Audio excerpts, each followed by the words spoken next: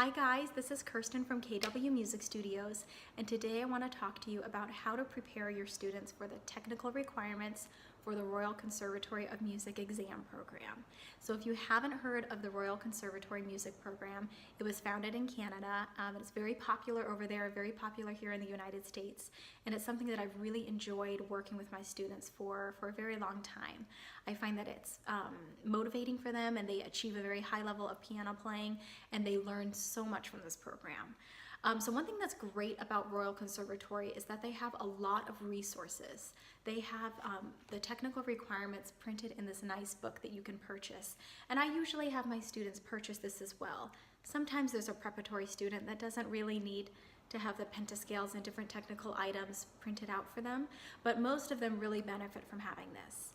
And what's nice about this book in particular is that it covers for both Preparatory A and Preparatory B. Because in the Royal Conservatory there are 12 levels.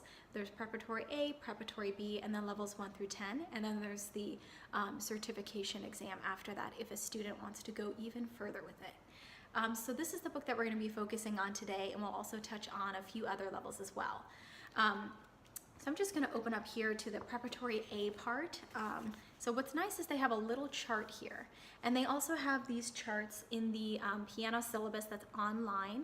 If you search for 2015 Royal Conservatory syllabus, it'll pop up, and they have wonderful information about each level. They have a chart here, but I also find it helpful to have the music printed just in case that there's a question about, how long do we hold that last note of the scale? Is there a rest in between when you need to play the triad? So this just helps answer a lot of questions for you and for your students, so that you can have them be the best prepared that you can be for the exam. And the metronome markings here are the minimum requirement. I usually don't allow my students to play much faster than this, because I find, especially at the preparatory level, that when they go a little bit too fast, it's not quite as clean. So I am pretty strict about having them practice with this metronome marking.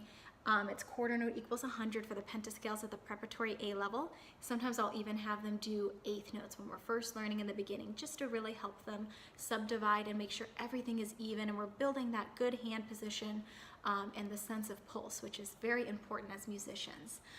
So for the preparatory A level, there are legato pentascales, staccato pentascales, and triad sequences.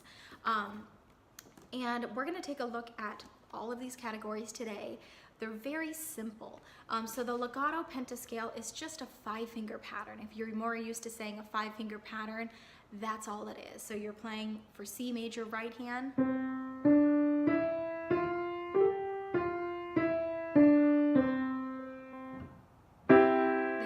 the tonic triad. So it's very simple. It's something that most students and teachers would be doing in beginning piano levels. And then the student would also play that in their left hand, and so forth. I like to have my students play it in the exact place that is printed here.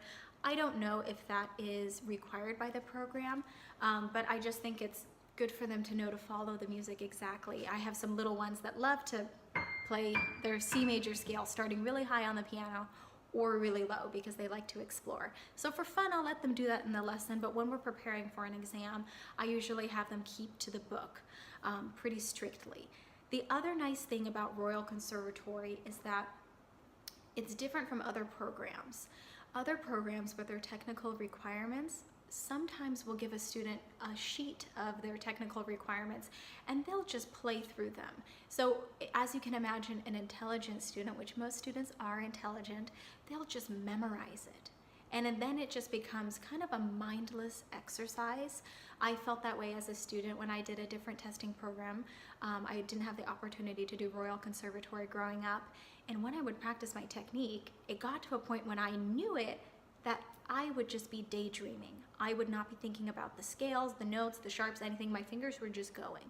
And then I found that several weeks after the exam, I would forget the key signatures, all of the different fingerings. It really did not stick because it was too much of a regurgitation exercise, as opposed to really understanding the theory behind it and what I was playing and why. So what I like about Royal Conservatory is that yes, there is this list of technical requirements for each level, but the adjudicator will only ask for a selection of them. So they might say C major pentascale, legato, left hand. They might not play the right hand as well. Or they would say staccato pentascale and tonic triad, A minor, right hand. So it's all about listening to the direction and being able to play the material.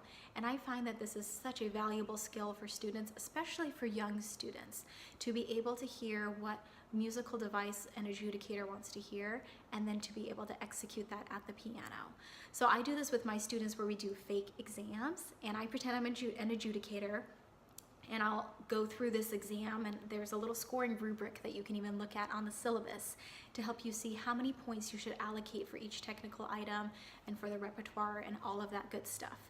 So this is just a wonderful resource. I absolutely love these books.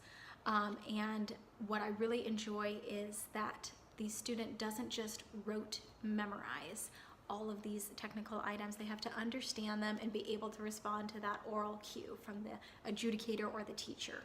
And then in level 1, we would move on to some 2-octave scales. And this is a really great step for the student. They'll be playing 2-octave scales hand separate. And what I'd like to do with the students, since it's a lot of material to cover in a lesson, is I'll ask for maybe one hand. So like if they are playing a C major scale, one week we'll do the right hand, the next week we'll do the left hand. Or if it's a harmonic minor, maybe we do left hand one week and right hand the next. And I always write down in their little piano notebooks, make sure you practice right hand and left hand, because you don't know which one the adjudicator will ask for. So I like to switch off between which hand we're looking at to balance the lesson time, because we have a lot of material to cover with the repertoire and etude and sight reading portions as well. So I hope you found this video to be helpful for the technical requirements for Royal Conservatory. And if you have any questions, feel free to leave a comment below.